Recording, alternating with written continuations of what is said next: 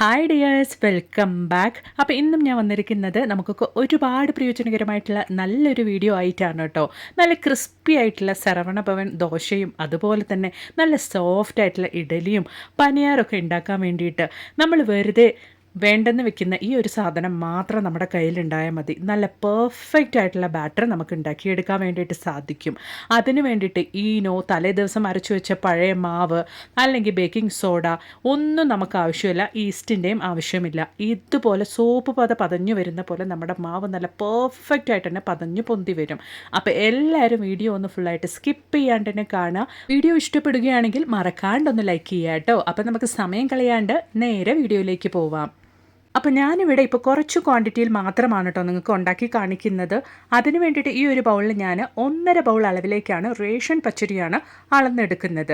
ഈ ഒരു ബൗളിലാണ് ഞാൻ അളന്നെടുക്കുന്നത്. നിങ്ങൾ ഏത് പാത്രത്തിലാണോ അളന്നെടുക്കുന്നത് അതിൽ കറക്റ്റായിട്ട് ഒരു മെഷർമെൻറ്റ് എടുത്താൽ മതിയാകും. ആ ഒരു പച്ചരി നമുക്ക് നന്നായിട്ടൊന്ന് കഴുകിയതിന് ശേഷം ഇതുപോലെ ഒന്ന് കുതിർക്കാൻ വേണ്ടി വെക്കാം. കഴുകിയതിന് ശേഷം കുതിർക്കാൻ വെച്ചാൽ നമുക്ക് ആ ഒരു കുതിർന്ന വെള്ളത്തിൽ തന്നെ പച്ചരി അരച്ചെടുക്കാൻ വേണ്ടിയിട്ട് സാധിക്കും. അപ്പോൾ ഇനി നമുക്ക് ആവശ്യമായിട്ടുള്ളത് ഉഴുന്നാണ്. ഏകദേശം ഒരു 3/4 കുറഞ്ഞ ബൗൾ അളവിലേക്കാണ് ഞാൻ ഉഴുന്നെടുത്തിരിക്കുന്നത്. അതുപോലെ തന്നെ നമുക്ക് ആവശ്യമായിട്ടുള്ളത് ഉലുവയാണ്. അതൊരു 1/2 ടീസ്പൂൺ അളവിലേക്ക് ചേർത്ത് കൊടുക്കാം. ഇപ്പോൾ ഉഴുന്നും ഉലുവയും നന്നായിട്ടൊന്ന് കഴുകിയിട്ട് അതും നമുക്കൊന്ന് കുതിർക്കാൻ വേണ്ടി വെക്കാം. ഇതുപോലെ നമ്മൾ കഴുകി കുതിർക്കാൻ വെക്കുമ്പോൾ ഉഴുന്നും നമുക്ക് ആ ഒരു കുതിർന്ന വെള്ളത്തിൽ തന്നെ അരച്ചെടുക്കാൻ വേണ്ടിയിട്ട് സാധിക്കും. അപ്പോൾ എപ്പോഴും നിങ്ങൾ ഇതുപോലുള്ള സാധനങ്ങളൊക്കെ കുതിർക്കാൻ വെക്കുന്ന സമയത്ത് കഴുകിയതിന് ശേഷം മാത്രം കുതിർക്കാൻ വേണ്ടി വെക്കാൻ വേണ്ടിയിട്ട് നോക്കുക കേട്ടോ. അപ്പോൾ നമ്മുടെ ഉഴുന്നിപ്പോൾ കുതിർക്കാൻ വെക്കുന്നത് നേരെ ഫ്രിഡ്ജിലേക്കാണ്. കാരണം നമ്മൾ നമ്മുടെ ബാറ്റർ ഇവിടെ അരച്ചെടുക്കാൻ വേണ്ടിയിട്ട് പോകുന്നത് മിക്സിയുടെ ജാറിലാണ്. അല്ലാണ്ട് നമ്മൾ ഗ്രൈൻഡറിലല്ലാത്തത് കൊണ്ട് തന്നെ മിക്സിയുടെ ജാറിൽ നമ്മൾ അരയ്ക്കുമ്പോൾ പെട്ടെന്ന് തന്നെ മിക്സിയുടെ ജാർ ചൂടാകും. അപ്പോൾ നമ്മൾ ഉഴുന്ന് അരയ്ക്കുമ്പോൾ മിക്സിയുടെ ജാർ ചൂടായി കഴിഞ്ഞാൽ നല്ല രീതിയിൽ പതഞ്ഞ് നമ്മുടെ മാവ് പൊന്തി വരികയില്ല. അതുകൊണ്ടാണ് കുറച്ച് നേരം അല്ലെങ്കിൽ നമ്മൾ കുതിർക്കാൻ വേണ്ടി വെക്കുന്നത് ഫ്രിഡ്ജിലേക്ക് ആക്കുന്നത്. അപ്പോൾ നന്നായിട്ട് നമ്മുടെ ഉഴുന്ന് ഇപ്പോൾ തണുത്തിരിക്കുന്നുണ്ട്, നന്നായിട്ട് കുതിർന്നിട്ടുമുണ്ട്. അപ്പോൾ നമ്മൾ അങ്ങനെ തന്നെ മിക്സിയുടെ ജാറിലേക്ക് ഇട്ടിട്ട് നല്ല ഫൈൻ പേസ്റ്റ് ആക്കിയിട്ട് നമ്മുടെ ഉഴുന്നും ഉലുവയും അരച്ചെടുക്കാൻ വേണ്ടിയിട്ട് പോവുകയാണ്. നന്നായിട്ട് തണുത്തിരിക്കുന്നതുകൊണ്ട് തന്നെ നമ്മൾ മിക്സിയിലിട്ട് അരയ്ക്കുമ്പോൾ നമ്മുടെ ഉഴുന്ന് ചൂടാവുകയും ഇല്ല. അതുമൂലം തന്നെ നമ്മുടെ മാവ് നല്ല പെർഫെക്റ്റ് ആയിട്ട് തന്നെ നമുക്ക് പൊന്തി വരികയും ചെയ്യും. ഇനി നല്ല ഫൈൻ പേസ്റ്റ് ആക്കിയിട്ട് നമ്മൾ കുതിർത്തിയ ആ ഒരു വെള്ളത്തിൽ തന്നെ നമുക്ക് ഇതുപോലെ നമ്മുടെ ഉഴുന്ന് അരച്ചെടുക്കാവുന്നതാണ്. എത്രത്തോളം ഫൈൻ പേസ്റ്റ് ആക്കിയിട്ട് നിങ്ങൾ ഉഴുന്ന് അരച്ചെടുക്കുന്നുവോ അത്രത്തോളം നല്ല പെർഫെക്റ്റ് ആയിട്ട് തന്നെ നമ്മുടെ ബാറ്റർ നമുക്ക് റെഡിയായി കിട്ടും.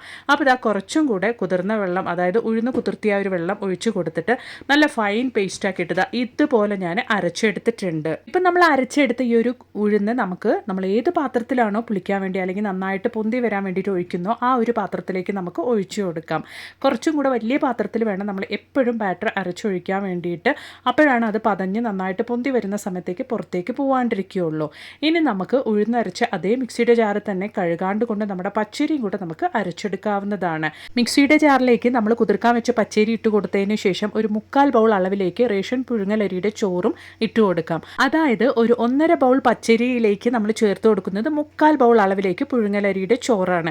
അപ്പോൾ ഈ ഒരു മെഷർമെൻ്റ് ഒക്കെ ഞാൻ കറക്റ്റായിട്ട് എടുത്ത് പറയുന്നത് നിങ്ങൾ എടുക്കുന്ന അളവിനനുസരിച്ച് നിങ്ങൾക്ക് ഈ ഒരു അളവുകളൊക്കെ കൂട്ടിയും കുറച്ചും കറക്റ്റായിട്ട് ചേർത്ത് കൊടുക്കാവുന്നതാണ്. അളവുകൾ കറക്റ്റ് ആകുമ്പോൾ മാത്രമാണ് നമ്മുടെ ബാറ്റർ നമുക്ക് കറക്റ്റായിട്ട് കിട്ടുകയുള്ളൂ. അപ്പോൾ ഇതാ കോഴ്സായിട്ട്, അതായത് തരിതരിപ്പോട് കൂടി നമ്മുടെ ബാറ്റർ ഞാനിവിടെ അരച്ചെടുത്തിട്ടുണ്ട്. അത് നമ്മൾ ഓൾറെഡി ഉഴുന്നൊഴിച്ച് ആ ഒരു പാത്രത്തിലേക്ക് ഒഴിച്ചു കൊടുക്കാം. എന്നിട്ട് ആ ഒരു മിക്സിയുടെ ജാറും ഞാൻ കഴുകി ആ ഒരു വെള്ളം നമ്മുടെ മാവിലേക്ക് ഒഴിച്ചു കൊടുത്തിട്ടുണ്ട്. ഈ ഒരു സമയത്തേക്ക് ഞാൻ ഉപ്പും ഇട്ട് കൊടുത്തിട്ടുണ്ട്. എന്നിട്ട് കൈ കഴുകിയിട്ട് നന്നായിട്ട് നമ്മുടെ ബാറ്റർ കൈ കൊണ്ട് തന്നെ ഇതുപോലൊന്ന് നമുക്കൊരു 5 മിനിറ്റ് സമയത്തേക്കൊന്ന് ബീറ്റ് ചെയ്ത് കൊടുക്കാം. നമ്മുടെ കയ്യിലുള്ള ഗുഡ് ബാക്ടീരിയാസ് മാവ് പുളിക്കാൻ വേണ്ടി നല്ല രീതിയിൽ തന്നെ സഹായിക്കുന്നതാണ്. ഞാൻ രാത്രിയാണ് ഈ ഒരു ബാറ്റർ സെറ്റ് ചെയ്തെടുക്കുന്നത്. മിനിമം ഒരു 8 മണിക്കൂർ സമയത്തേക്ക് നമ്മുടെ മാവ് നമുക്ക് പുളിക്കാൻ വേണ്ടി മാറ്റി വെക്കണം. അതായത് ഓവർനൈറ്റാണ് ഞാനിവിടെ റെസ്റ്റ് ചെയ്യാൻ വേണ്ടി വെക്കുന്നത്. അടുത്ത ദിവസം രാവിലത്തേക്കുള്ള ബ്രേക്ക്ഫാസ്റ്റിന് വേണ്ടിയിട്ടാണ് ഞാനിവിടെ ബാറ്റർ റെഡിയാക്കിക്കൊണ്ടിരിക്കുന്നത്. അപ്പോൾ അതാ കൈകൊണ്ട് നല്ല രീതിയിൽ തന്നെ ബീറ്റ് ചെയ്തെടുത്തിട്ടുണ്ട്.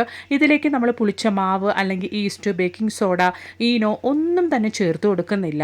അപ്പോൾ ഇതാ കൈകൊണ്ട് നല്ല രീതിയിൽ തന്നെ നമ്മുടെ ബാറ്റർ നമ്മൾ മിക്സ് ചെയ്ത് കൊടുത്തതിന് ശേഷം ഇതുപോലെ നമുക്കൊന്ന് ടൈറ്റായിട്ടൊന്ന് ക്ലോസ് ചെയ്ത് കൊടുക്കാം. എന്നിട്ട് ഞാനിവിടെ ഇറക്കി വെക്കാൻ വേണ്ടിയിട്ട് പോകുന്നത് വലിയ കുക്കറിലേക്കാണ്. നിങ്ങൾ കുറേ കൂടുതലായിട്ടാണ് ബാറ്റർ അരച്ച് റെഡിയാക്കുന്നതെങ്കിൽ ഡയറക്റ്റായിട്ട് നമ്മുടെ കുക്കറിലേക്ക് ഒഴിച്ചിട്ട് നിങ്ങൾക്ക് ആ ഒരു കുക്കറിനെ മൂടി ക്ലോസ് ചെയ്തിട്ട് റെസ്റ്റ് ചെയ്യാൻ വേണ്ടിയിട്ട് മാറ്റി വെക്കാവുന്നതാണ്. കുറഞ്ഞ ക്വാണ്ടിറ്റി ആയതുകൊണ്ട് തന്നെ ഞാൻ ആ ഒരു പാത്രത്തിലേക്ക് മാറ്റിയിട്ട് ആ ഒരു പാത്രം ഞാൻ ഇതുപോലെ കുക്കറിൻ്റെ ഉള്ളിലേക്കായിട്ട് ഇറക്കി വെച്ചിരിക്കുകയാണ് ചെയ്തിരിക്കുന്നത്. ഇനി നമുക്ക് നമ്മുടെ കുക്കറിൻ്റെ മൂടി ഇതുപോലൊന്ന് ഇട്ട് കൊടുക്കാം. മിനിമം ഒരു 8 മണിക്കൂർ നമുക്ക് റെസ്റ്റ് ചെയ്യാൻ വേണ്ടി മാറ്റി വയ്ക്കാം. അപ്പോഴാണ് നമ്മുടെ മാവ് നമുക്ക് നല്ല രീതിയിൽ പെർഫെക്റ്റ് ആയിട്ട് കിട്ടുകയുള്ളൂ. അപ്പോൾ ഞാൻ കുക്കറിൽ നിന്നും രാവിലെ ആ ഒരു പാത്രം പുറത്തേക്ക് എടുത്തിട്ടുണ്ട്.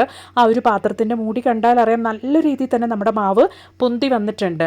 അപ്പോൾ ഓപ്പൺ ചെയ്യുന്ന സമയത്ത് മാവ് പുറത്തേക്ക് പോകാണ്ടിരിക്കാൻ വേണ്ടിയിട്ട് അടിയിൽ ഞാനൊരു ഫ്രൈങ് പാൻ വെച്ച് കൊടുത്തിട്ടാണ് ഈ ഒരു പാത്രം ഞാൻ ഓപ്പൺ ചെയ്യുന്നത് കേട്ടോ. നിങ്ങൾക്ക് കണ്ടാൽ തന്നെ മനസ്സിലാകും നമ്മുടെ മാവ് നല്ല സോപ്പ് പത പോലെ പതഞ്ഞു വന്നിട്ടുണ്ട്.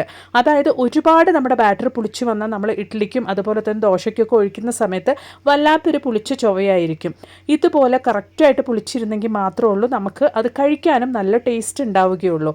ഈ ഒരു രീതിയിൽ നിങ്ങൾ ബാറ്റർ ഉണ്ടാക്കുകയാണെങ്കിൽ ഒറ്റ മാവിൽ തന്നെ നമുക്ക് നല്ല സോഫ്റ്റ് ആയിട്ടുള്ള ഇഡ്ഡലിയും ക്രിസ്പി ആയിട്ടുള്ള ദോശയും അതുപോലെ തന്നെ നല്ല ടേസ്റ്റി ആയിട്ടുള്ള പനിയാറൊക്കെ ഉണ്ടാക്കിയെടുക്കാൻ വേണ്ടിയിട്ട് സാധിക്കും.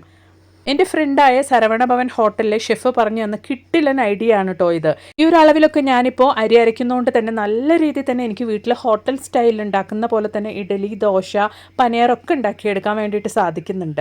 അപ്പോൾ ലൈവായിട്ട് ഞാനിവിടെ നിങ്ങൾക്ക് ഇഡ്ഡലി ഒഴിച്ച് കാണിക്കാം. നല്ല രീതിയിൽ തന്നെ നല്ല സോഫ്റ്റായിട്ട് പഞ്ഞിക്കെട്ട് പോലുള്ള ഇഡ്ഡലി നമുക്ക് ഉണ്ടാക്കിയെടുക്കാൻ വേണ്ടിയിട്ട് സാധിക്കുന്നുണ്ട്. അപ്പോൾ വായിലിട്ടാൽ അലിഞ്ഞു പോകുന്ന രീതിക്ക് നല്ല സോഫ്റ്റ് ആയിട്ടുള്ള പെർഫെക്റ്റ് ഇഡ്ഡലി നമ്മളിവിടെ റെഡിയാക്കി എടുത്തിട്ടുണ്ട്. അപ്പോൾ അതുപോലെ തന്നെ ഒട്ടും തന്നെ എണ്ണ ഒഴിക്കാണ്ട് കൊണ്ട് ഈ ഒരു ബാറ്റർ കൊണ്ട് നമ്മുടെ തവയിൽ നമുക്ക് ഈ ഒരു ബാറ്റർ ഒഴിച്ചിട്ട് നല്ല ക്രിസ്പി ആയിട്ടുള്ള ഹോട്ടൽ സ്റ്റൈൽ ദോശയും ഉണ്ടാക്കിയെടുക്കാം. ഞാൻ ചെറിയ തവി ആയതുകൊണ്ട് തന്നെ 1.5 തവി മാവാണ് ഒഴിക്കുന്നത്. എന്നിട്ട് ഇതുപോലൊന്ന് ചുറ്റിച്ചെടുത്താൽ മതിയാകും. നല്ല ഗീ ദോശ, മസാല ദോശ ഒക്കെ നമുക്ക് ഉണ്ടാക്കിയെടുക്കാൻ വേണ്ടിയിട്ട് സാധിക്കും. അത്ര നല്ല ടേസ്റ്റാണ് ഈ ഒരു രീതിയിൽ കഴിക്കാൻ വേണ്ടിയിട്ട്. നല്ല ക്രിസ്പി ആയിട്ടുള്ള ഗീ ദോശ, മസാല ദോശ ഒക്കെ ഉണ്ടാക്കി കഴിക്കാൻ വേണ്ടിയിട്ട് ഈ ഒരു ബാറ്റർ മാത്രം മതി. അപ്പോൾ നിങ്ങൾക്ക് ലൈവായിട്ട് തന്നെ കാണാം. നല്ല ക്രിസ്പി ആയിട്ടുള്ള ദോശ നമ്മളിവിടെ റെഡിയാക്കി എടുത്തിട്ടുണ്ട്. അതുപോലെ തന്നെ തമിഴ്നാട്ടിലെ സ്പെഷ്യൽ ഡിഷായ പനിയാറവും നമുക്ക് ഈ ഒരു ബാറ്ററിൽ തന്നെ റെഡിയാക്കി എടുക്കാൻ വേണ്ടിയിട്ട് സാധിക്കും. ഇതിന് വേണ്ടിയിട്ട് പനിയാറ ചട്ടിയിലേക്ക് ആവശ്യത്തിന് ഓയിൽ ഒഴിച്ച് കൊടുത്തിട്ട് ഈ ഒരു ബാറ്റർ നമ്മൾ ഇതുപോലൊന്ന് ഒഴിച്ചു കൊടുക്കുകയാണെങ്കിൽ നിങ്ങൾക്ക് ലൈവായിട്ട് തന്നെ കാണാം. ഒട്ടും തന്നെ ഒട്ടിപ്പിടിക്കാണ്ട് കൊണ്ട് കറിയൊന്നും ഇല്ലാണ്ട് കൊണ്ട് നമുക്ക് കഴിക്കാൻ പറ്റും നല്ല ടേസ്റ്റി ആയിട്ടുള്ള പനിയാറം നമുക്ക് ഉണ്ടാക്കിയെടുക്കാൻ വേണ്ടിയിട്ട് സാധിക്കും. ഉറപ്പായിട്ടൊന്ന് ട്രൈ ചെയ്ത് നോക്കുക കേട്ടോ. പിന്നെ നമുക്ക് നമ്മുടെ വീട്ടിൽ തന്നെ തയ്യാറാക്കാൻ പറ്റിയ നല്ലൊരു കിടിലൻ ഇഡ്ഡലിപ്പൊടി അല്ലെങ്കിൽ ദോശയ്ക്കും ഇഡ്ഡലിക്കും പനിയാറത്തിനൊക്കെ കഴിക്കാൻ വേണ്ടിയിട്ട് സാധിക്കുന്ന ഒരു അടിപൊളി പൊടിയുടെ റെസിപ്പി ഒന്ന് കണ്ടു നോക്കാം. അതിന് വേണ്ടിയിട്ട് ഞാൻ ഫ്രൈങ് പാനിലേക്ക് ഒരു 3/4 ബൗൾ അളവിലേക്ക് വെള്ള ഉഴുന്നാണ് എടുത്തിരിക്കുന്നത്. ഈ ഒരു ബൗളിലാണ് കേട്ടോ ഞാൻ എല്ലാം അളന്നെടുക്കുന്നത്. നമ്മൾ കറക്റ്റ് അളവിൽ എടുക്കുകയാണെങ്കിലാണ് നമ്മുടെ പൊടിക്ക് അത്ര നല്ല ടേസ്റ്റും കിട്ടുകയുള്ളൂ. അപ്പോൾ 3/4 ബൗൾ അളവ് ഉഴുന്ന് എടുത്തിട്ടുണ്ട്. അതുപോലെ തന്നെ 1/2 ബൗൾ അളവിലേക്ക് കടലപ്പരിപ്പ് എടുത്തിട്ടുണ്ട്. അതേ ബൗളിൽ തന്നെ ഒരു 3/4 ബൗൾ അളവിലേക്ക് പൊട്ടുകടല എടുത്തിട്ടുണ്ട്. അതോടൊപ്പം തന്നെ നമുക്ക് ഒരു 1/2 ബൗൾ അളവിലേക്ക് കപ്പലണ്ടി കൂടെ ചേർത്ത് കൊടുക്കാം. ഞാനിവിടെ തോലോട് കൂടിയാണ് കപ്പലണ്ടി ചേർത്ത് കൊടുത്തിരിക്കുന്നത്. നിങ്ങൾക്ക് വേണമെങ്കിൽ തൊലി കളഞ്ഞിട്ടും ചേർത്ത് കൊടുക്കാവുന്നതാണ്. വളരെ ടേസ്റ്റി ആയിട്ട് നമുക്ക് കഴിക്കാൻ വേണ്ടിയിട്ട് സാധിക്കുന്ന കിടിലൻ ഇഡ്ഡലിപ്പൊടി അല്ലെങ്കിൽ ദോശയ്ക്ക് കഴിക്കാൻ പറ്റുന്ന ഒരു അടിപൊളി പൊടിയാണ് നമ്മളിവിടെ റെഡിയാക്കിക്കൊണ്ടിരിക്കുന്നത്. ലോ ഫ്ലെയിമിലിട്ടിട്ട് നമുക്കിതൊന്ന് കളർ ചേഞ്ച് ആക്കി എടുക്കാം. ഫുൾ ഫ്ലെയിം ആക്കിയിട്ട് നിങ്ങൾ കരിച്ചെടുക്കരുത്. അപ്പം നമുക്ക് അത്രത്തോളം ടേസ്റ്റ് കിട്ടില്ല. നിങ്ങളിത് വറുത്തെടുക്കുന്ന സമയത്ത് ലോ ഫ്ലെയിമിൽ തന്നെ വറുത്തെടുക്കാൻ വേണ്ടിയിട്ട് നോക്കുക.